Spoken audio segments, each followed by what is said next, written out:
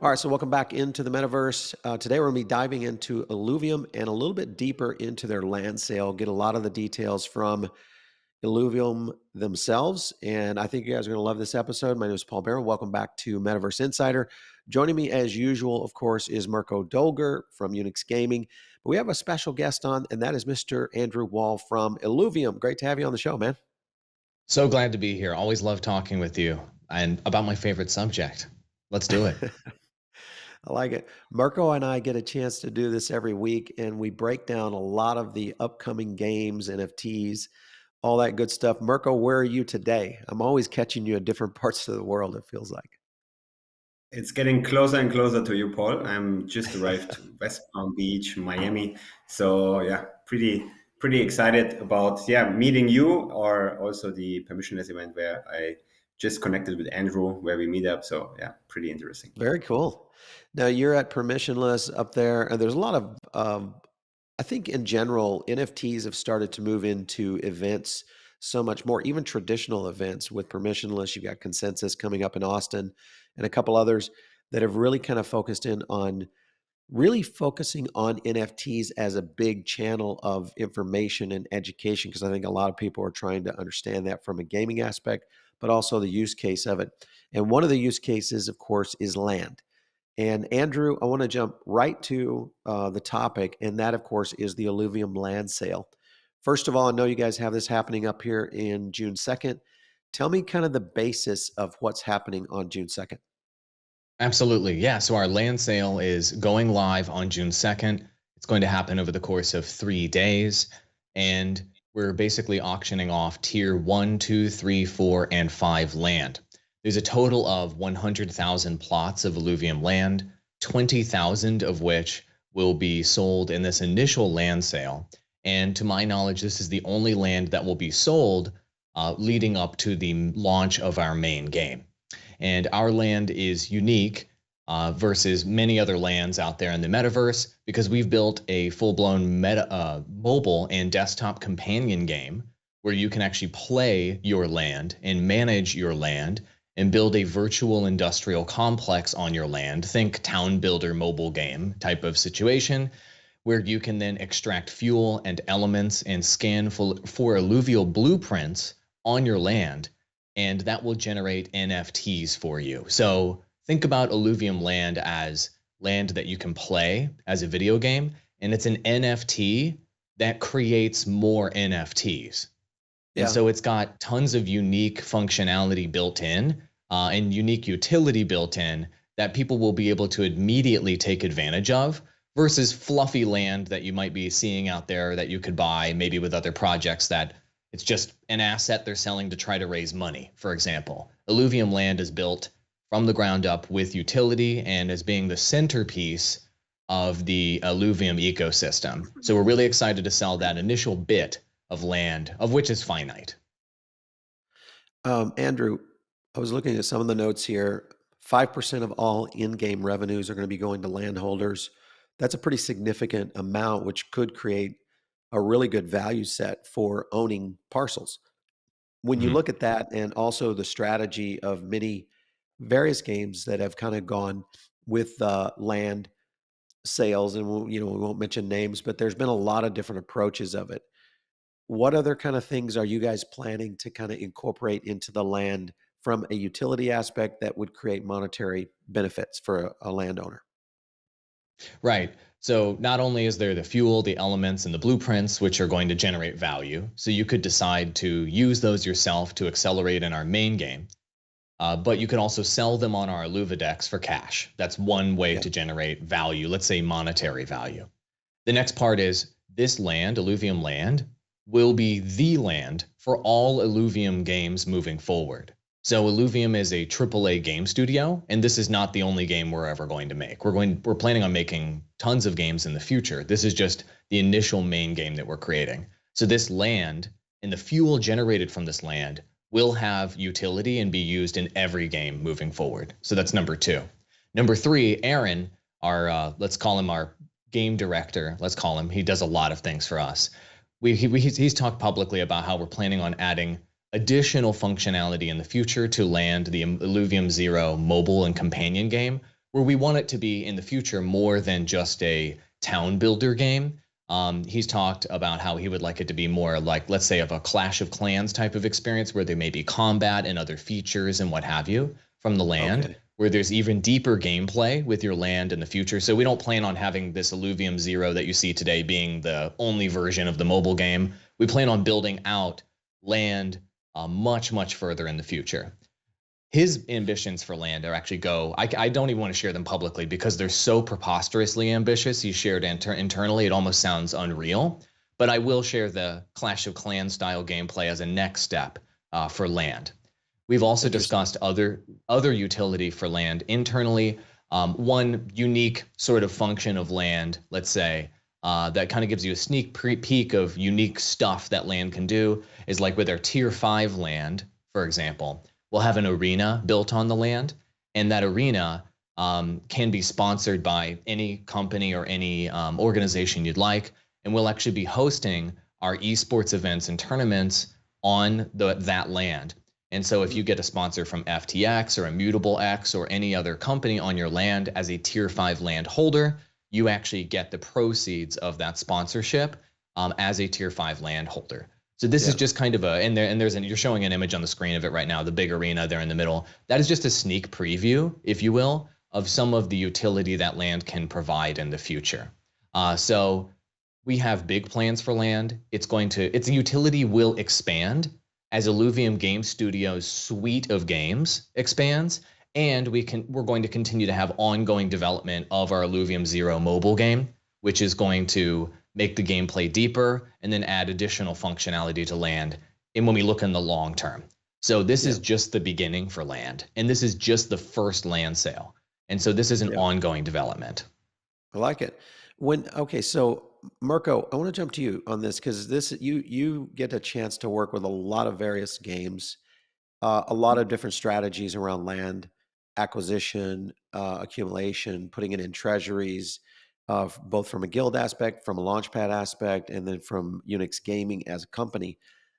When you look at land strategies overall, and do you feel that is this something that we're going to see more and more of, or do you think we'll see kind of like what Illuvium is doing is, trying to create something that has a utility basis? Because I think Andrew's right to a certain extent is land in essence with a lot of games is just a money grab. What are your thoughts on strategies going forward for game companies that are starting to develop with land strategies? I think the companion app is definitely an amazing feature because it also gives people who basically just interested in holding a piece of land and not really necessarily, let's say, play the game, so more the strategic side or building on their land. This is some option you don't have with many other lands, and I think it's easy to use, especially on mobile. And if you see, for example, and not let's say sandbox, yeah, you can own land, but you need to develop basically the land yourself with a drag and drop system, what is still a little bit difficult to use. And I think, like, comparing it with Clash of Clans, what's really easy to usable, I mean, Clash of Clans is one of the, I think, most successful mobile games out there, and having additional features, not only the battle, the PvP part, but also like having a small business in your pocket, or a small something what you take out, where you not only spend time, let's say in Clash of Clans, buying more diamonds to get a faster upgrade. I think now really like contributing to the ecosystem and having something you like be proud of. I think this is something very, very interesting what Illuvium is building there.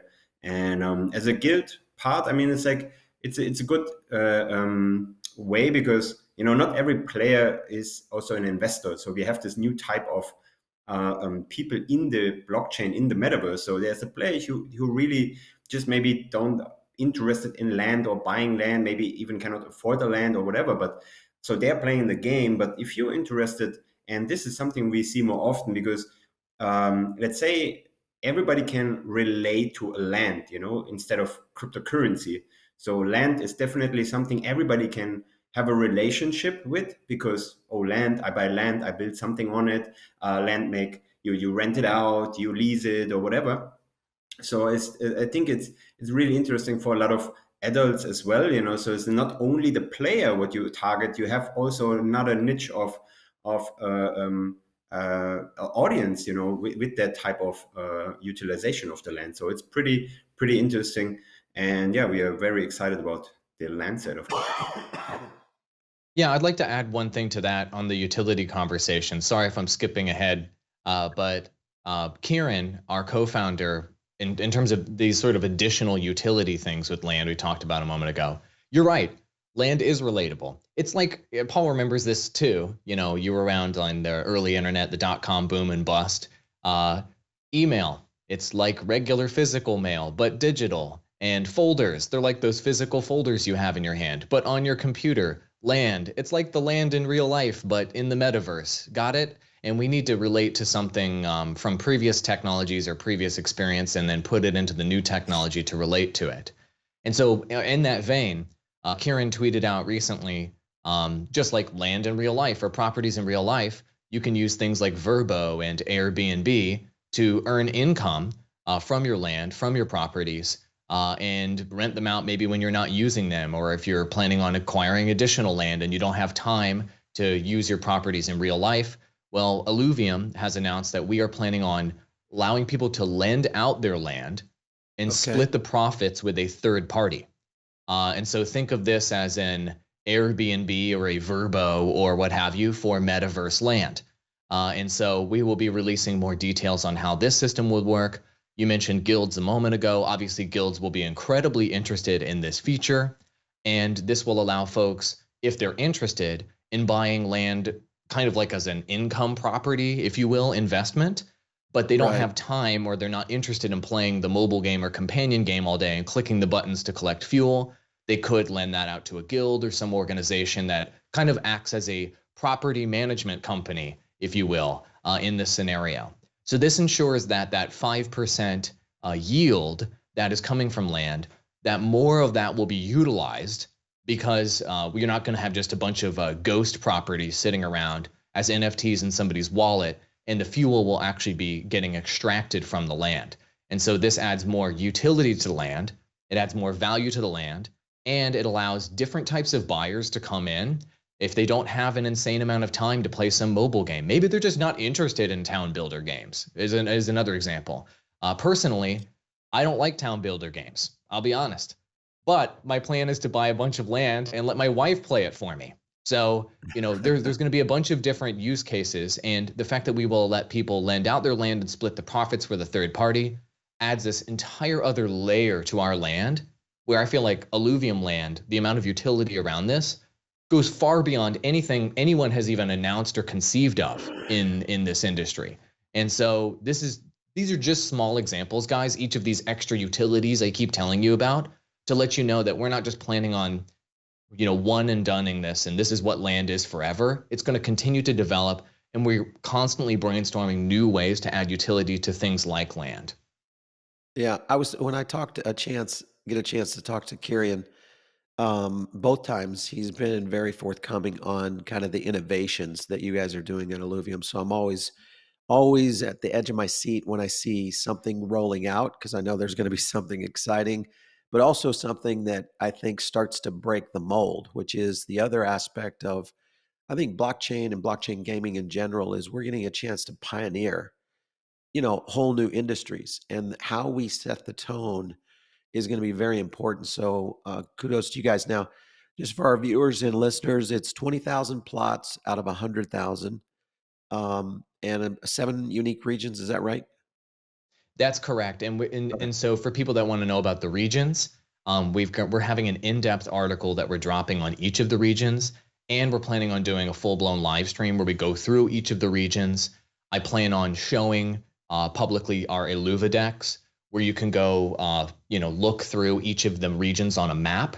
You can click each of those regions. You can explore it and learn a little bit more about it. You can see all the plots of land on each region, because each region is unique, and there are certain illuvials within each region that are more common within that region as well. And so people are going to need to consider which alluvials maybe are their favorites or that they'll want to get. Maybe they'll want to get some land on all of the regions to make sure that they can get more common drops on certain alluvials, et cetera. So the regions thing is definitely going to play into people's strategies and where they want to buy land moving forward. So yeah, the regions part is one consideration. Which tier the land is another consideration as well. And so both of those things make it, in my opinion, more interesting. And then when you play the mobile game and companion game, your land is going to look like, because it literally is on that region's land. And you guys are showing screenshots of the way the regions look and what have you there in the Illuvidex. And so when you play the mobile game, if you're on, different terrains of that particular region, that will be reflected in that land as you're playing it on the mobile game, which is really interesting. So you could imagine that if you bought one piece of tier 1 land, let's say on all of the regions, inside the Illuvium Zero mobile and companion game, you can switch between your lands and you'll literally see the terrain changing for each of your lands as you're managing each of them, which is really cool. It gives you more of a sense of place, and it ties the lands deeper into the lore of our main game and of our properties. Yeah. Okay. So Andrew, I want to get into a little bit more of the sensitive side of this, and that is Dutch auctions, because there's been a lot of, I won't say a pushback, but we've seen a lot of the gaming community look at Dutch auctions, as well as, I mean, even if you look at what Axie has done, they kind of have poo-pooed that approach. Why did you guys go this route, and what are your thoughts on how this is going to help the users and the overall ecosystem? Yeah, so in order for a Dutch auction to work properly, you need to set the price, the starting price of each tier of land slightly above, or maybe moderately above, what you anticipate the market will want to buy those plots for. And we did Dutch auction because we didn't want to run into a scenario where whales came in and bought up all the land at, let's say, full price, and then squeezed out the little guy. It was really important to us that that scenario didn't happen. And so we have adjusted pricing. We listened to the community. We got initial pricing that was released last year. Then our council and our community told us that pricing was way too low. Then we significantly increased the pricing to, I believe, what you were showing on the screen a moment ago. Starting price for tier 1 is 2 ETH. Starting price for tier 2, 6 ETH. Tier 3, 20 ETH. Tier 4, 80 ETH. And the point of this pricing is to have it moderately higher than what we believe the market will want to pay. And that's because we don't want whales going in here and just buying everything at full price, scooping up all this land into like these centralized entities, like VCs, investment groups, maybe guilds, grabbing everything. And then the average Joe that just wanted one tier 2 land and that was his dream, it is squeezed out. And so we felt that Dutch auction was the best way for us to ensure that land would be available across a wider group of people. And so we were doing that for tier 1 through 4. And then our tier 5 land will have a regular live English auction. And that tier 5 land is like a traditional auction if you're not familiar with auction structures. And so this will just be basically whales putting in bids on that land as it goes maybe into infinity in terms of what the value of that land will be. And so look, if there's an alternate or a different model that people have found that works incredibly well, that allows the average person, the average investor, the average gamer to be able to purchase the land that they're targeting and not get gamed, not get squeezed out by whales other than Dutch auction, let us know.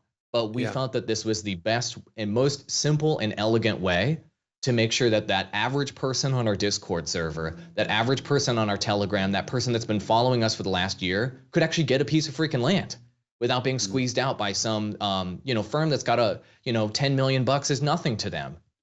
We don't want them to be taking your land and then just sitting on it. We want people to be buying this land. We want them to be using it. We want them to be playing our game, and we want them to actually be engaging in our community. We want people to actually use our products, not to just buy up things like land and sit on it as an investment.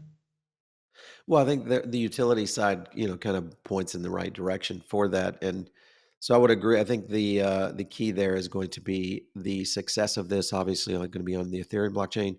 We'll get into a little bit about that June launch, June 2nd. Mirko, I want to talk to you about that because this is something that we talk when we talk to a lot of games, and the more and more games that we're bringing on our channel, especially into this show, strategy release is a very real thing now within the market. You and I were even kind of talking about this in pre-show.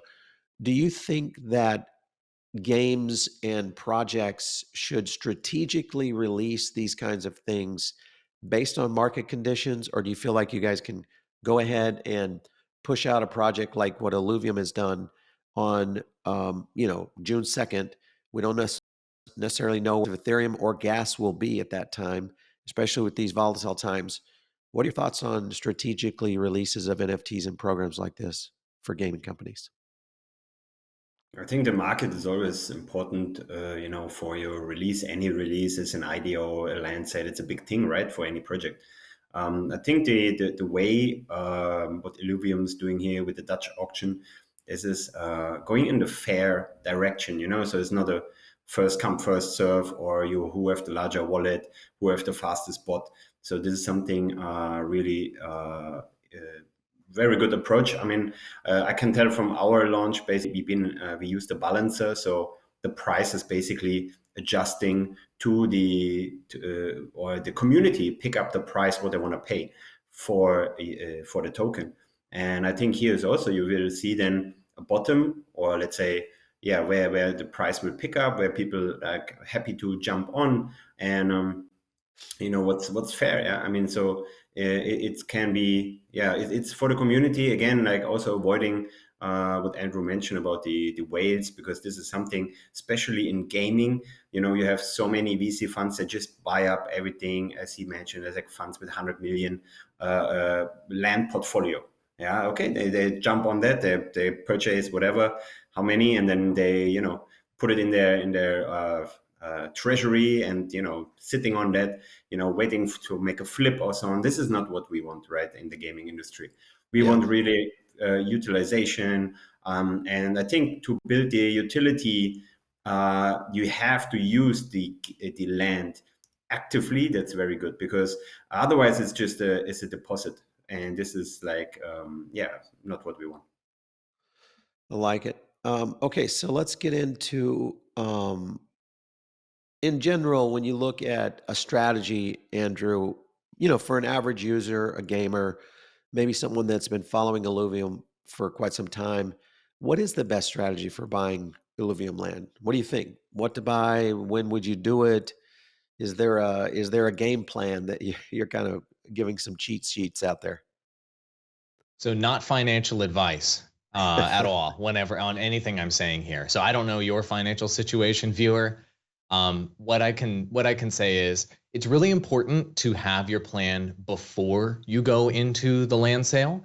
If you're just kind of frantically refreshing and looking for land, and you don't know which region you want to target, or you don't know what your total budget is, you don't know whether you're going to use ETH or sILV2 to make your purchases, then you could find yourself in a situation where you're getting toward the end of the land sale, you haven't found what you want, and then maybe you're panic buying, or you miss out entirely, what have you. So it's important to have a plan going into this. So step one, research which region or regions you're most interested in. We're going to be releasing content about that. Take a look at which region looks cool from a lore standpoint, and which one has the common alluvials that you're most interested in. That's number one. And you'll be actually playing and using the land in that region, so you're going to want to like it. That's number one. Number two, figure out what your own personal budget and risk profile is in terms of investing in. This is my personal opinion, not the official opinion of Illuvium. Metaverse land investments are highly speculative and risky investments. I'm not going to pretend like this isn't risky. It is. And so think about, in terms of your total portfolio and in terms of your risk profile, how much money you want to allocate toward these brand new things such as metaverse land. That's number two.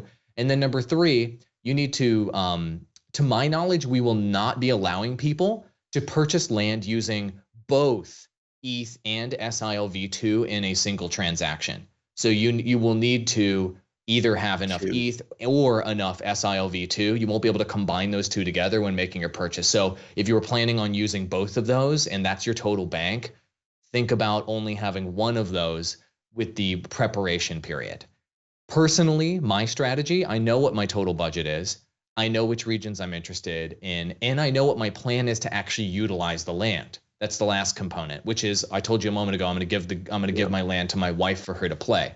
So personally, my strategy is I'm going to buy a tier 1 land in each region. Just one tier 1 land in each region, because I know how ambitious the team is in terms of adding utility and adding unique functionality to land in the future. And who knows what unique functionality will be added on a per region basis moving forward. So I'd like to have real estate, digital real estate, if you will, in each region, so that I don't miss out on maybe additional utility that may be added in the future. That's my personal strategy. And so the other thing that Kieran has been saying publicly, and he hasn't been holding back on this, one thing that's unique about him is he has said, don't just ape in on full price on this land. We have designed the prices, the starting prices of Dutch auction for this land to be moderately too high. It's designed to be a little bit too high. So please don't ape in, is what he's been saying. And that's another piece of the strategy to consider. Look, there might be whales out there that at the beginning just buy up land at full price and what have you, because they want to make sure they secure their investment. But aping in is something we designed it to discourage you from aping in and to let true price discovery occur. So those are all very important considerations to make. And then the last thing you need to know is you need to connect your MetaMask or whatever wallet you're using and make sure it's connected to Immutable X. And you're going to need to have that occur. We're going to release Illuvidex early. We were just talking about this last night on the call. We're going to potentially release Illuvidex early, let people pre-connect their wallet to Immutable X, and then start shopping on the Illuvidex for the land that they want. You can favorite the land you want ahead of time. And just like in normal token investing or NFT investing or any investing of any description, make sure you have your plan set up ahead of time with your total budget and your target properties, if you will, just like if you're shopping for a house in real life, so that you can go in with your game plan and you can actually get what you want and don't ape in. Yeah. That's the best advice I can give without giving people personalized financial advice. No, it's good. I like it. It's a good approach.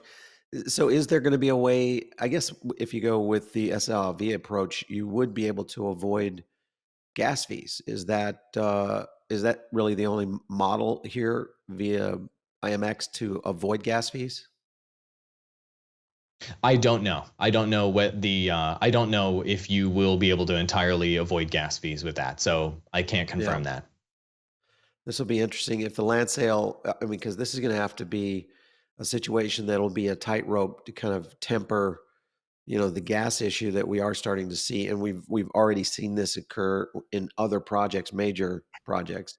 I would call Illuvium a major project. When you guys launch, the likelihood is on June 2nd. The gas issues are going to be a real scenario. So it's going to be I interesting. think Illuvidex, they're pretty confident about low gas fees. I mean, they also quoted the other side land drop, that there's many more ways to do it better. So yeah, very interesting how this works, because I think it's going to be a huge run on Illuvium, and it would be also showcase how technology or innovation works. So yeah, this another aspect on the land sale.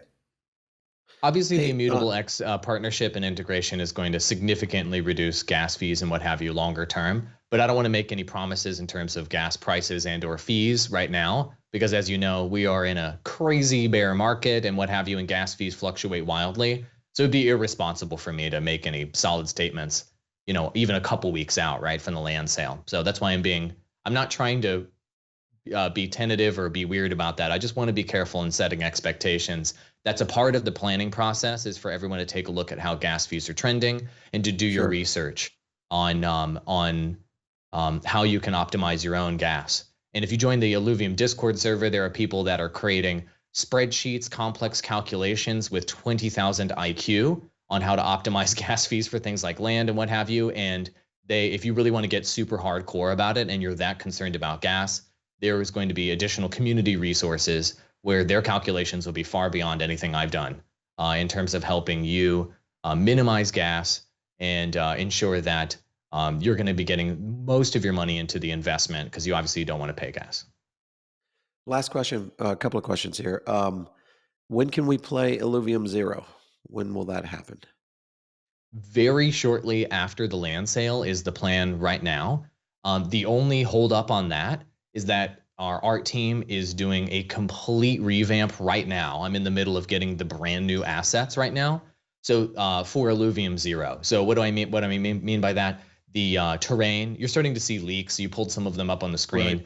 Right. The terrain is getting completely redone in Illuvium Zero. All of the buildings that you're using for the industrial complex you're creating are getting totally revamped, and just it's an upgrade from like a 3 out of 10 looking graphic up to like a 9 out of 10 looking graphic for those.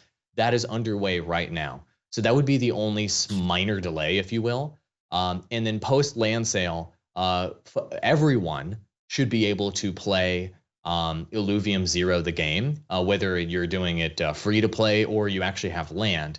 But the land is not going to generate fuel, and the land itself is not going to generate these NFTs and this value for you until the actual main game comes out, and then it kind of kicks in as a part of the kind of earning components of our main game. But you'll be able to play, you'll be able to understand all the buildings, you'll be able to understand optimizations there, you'll be able to get practice and what have you. And then the actual earning portion will be turned on for everyone all at the same time, so nobody gets an advantage there, and everyone will be notified ahead of time of when the earning portion occurs. So I can't wait to reveal those new graphics. So we released some like pre-alpha footage on our YouTube channel a while back, and people are like, whoa, that looks like Command and Conquer, and I was like, cool, that's a awesome game from the 90s, but we obviously are trying to go AAA games in the 2020s.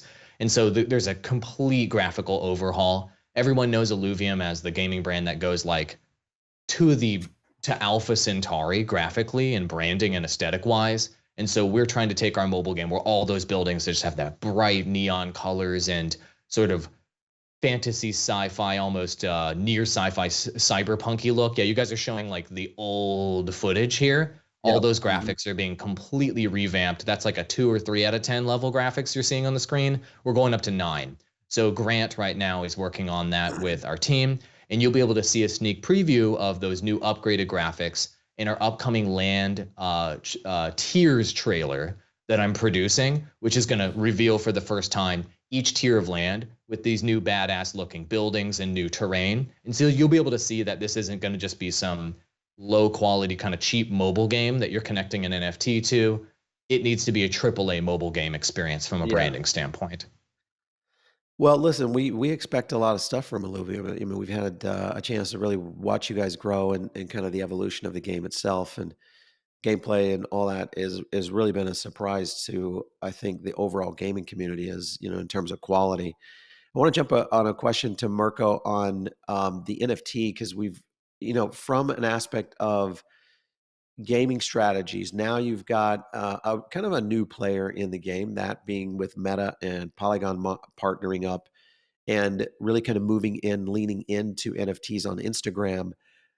For you, Mirko, when you look at that for gaming companies, is this a route that they could take strategically, both from a gaming aspect, but also from a long-term aspect for branding and awareness on Instagram with NFTs? Yeah, definitely. I mean, Instagram is one of the most used apps, and we saw the transition from Facebook. It was text and picture, and then we went to picture because it's easier to read basically. And everybody have a profile. It's like the app, and integrating NFTs and the blockchain element in Instagram is huge.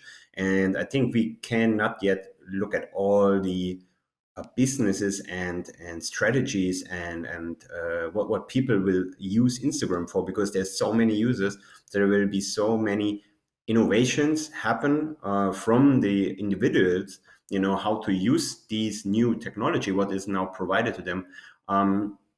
And I think for companies, for game companies, for anyone, it's definitely a vehicle what you need to include now, because at the moment we're looking at Twitter, Telegram, Discord, yeah, and to promote basically crypto projects and communities. But of course, maybe we have an Instagram account what is like showing some post about the game, but not as a let's say financial tool yet. So I think Instagram will definitely now be very important for the marketing strategies Yeah. from anyone. It's definitely huge, and I'm pretty excited how they will build this out, the rollout, and how Polygon will handle billions of users. So yeah, This will excited to be see. interesting to see it for sure. Andrew, any plan on alluvials jumping onto Instagram via NFTs? Yeah, so I think the most relevant thing here is going to be Illuvitars. I see you guys pulling that up on the screen right now. Yeah. So just like land, where we're adding just a stupid amount of utility and doing something incredibly unique with it, instead of just doing your standard, everyday profile picture, where you buy just a static image and then implementing that NFT into your social media profile, Illuvitars is going to allow users to get a base profile picture. Just imagine me. And then you can add on multiple layers on top of that, like the image that you just showed. There's going to be an eyewear slot. There's going to be an accessory slot. Maybe you'll be holding an accessory. There's going to be an expression. There's going to be skin that you can put on the alluvial, etc. In a modular, completely customizable profile picture NFT, your Illuvitar. And there's some examples on the screen right now, also with unique borders that can be earned, etc. So we're taking this idea of the profile picture NFT, we're making it Yeah. completely customizable, adding rarity to it. And where I'm going with that is, and this is the type of NFT that Illuvium users and gamers are going to be implementing in all of their social media profiles across the board. You already see people doing this integration on Twitter. Twitter's the main social media showcase where people show off how much money they spent or whatever community they're on. This is now, in my view, a mandatory feature for all social media platforms moving forward, Instagram, Facebook, everyone included, but also it will be a mandatory feature for all platforms that you interact with digitally in the future. So Illuvitars is going to be kind of our first step for people to be able to mint those NFTs and then to implement them into social media platforms that will integrate those NFTs, starting with Twitter, obviously, and then moving into other platforms as Instagram support comes online and support on literally every platform comes online for NFTs. Illuvitars will be that way of signifying that you're a part of the Illuvium community, that you can show off that you decided to buy that legendary box and get that insane looking hollow ultra rare one, or that you were in the top 1% of season 1 or whatever with Illuvium. And I think that you can just look at them on the freaking screen. I'm in charge of marketing in Illuvium, so I'm extremely biased, and it's my job to literally sell these things. But I think they look better than almost every NFT I've ever seen, like profile They're picture good. NFT I've ever seen. And the fact that they're completely customizable takes it to a whole nother level. So if you're Yeah. wondering where is this going with NFT integration, it's going to be profile pictures, profile pictures, profile pictures for now, across all platforms as people get used to NFTs being integrated in their life. Then we're going to expand into identity verification, government IDs, and then after that verification and identity revolution happens, maybe toward the end of this decade, you guys can let me know what you think.